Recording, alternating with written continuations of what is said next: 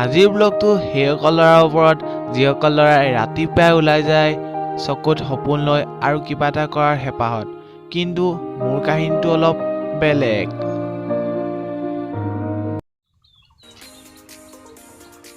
মোৰ কাহিনীটো কিন্তু সেইসকলৰ দৰে নহয়, মোৰ কাহিনীটো অকণ বেলেগ। মোৰ কাহিনীটো কি কেনেকুৱা মই সকলোবোৰ জনাই আছোঁ, ভিডিঅ'টো চাই থাকিব। তাৰ আগত মই ইণ্ট্ৰ দি লওঁ। Hello' and what's up guys, মই Abhijit and welcome to my channel and welcome to my another vlog. So' guys ভিডিঅ'টো ষ্টাৰ্ট কৰোঁ, বাকী কথা আমি ৰাস্তাত পাতিম। চ' ব'লক।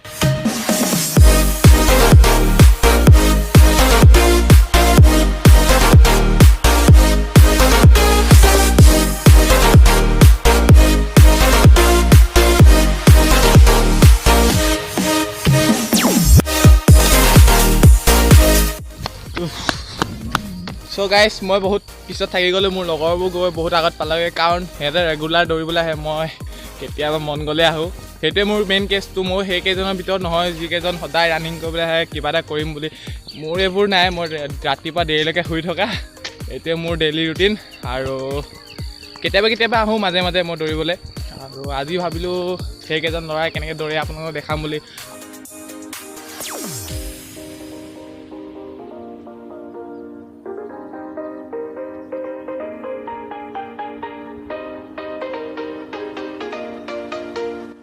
চ' গাইজ এতিয়া বহুত ৰানিং কৰিলোঁ, এতিয়া অকণমান এক্সাৰচাইজ কৰিম। এক্সাৰচাইজবোৰ আপোনালোকক দেখাম, ত' ভিডিঅ'টো চাই থাকিব।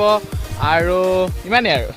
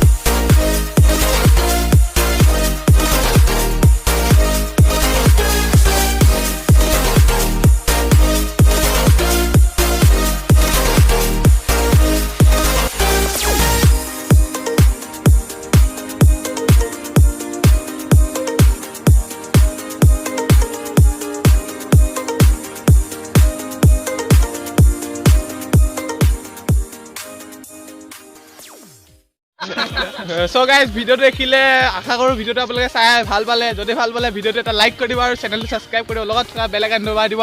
আৰু সিহঁতে কিবা ক'ব, কিবা কিবি। Hi guys, like share comment কৰি দিব। অভিজিত পায়েং আৰু লগতে বেল আইকনটো দবাই দিব। আৰু ইভিনিং ব্লগো এটা বনাম বুলি ভাবিছোঁ। আপোনালোকে যদি ছাপোৰ্ট কৰে ইভিনিং ব্লগ এটা বনাম, মানে আমি ইভিনিঙত দৌৰিবলৈ যাওঁ বাগানত, সেইটো দেখাম। আৰু আজিলৈ ভিডিঅ'টো ইমানতে খতম কৰিছোঁ। Good bye, take care.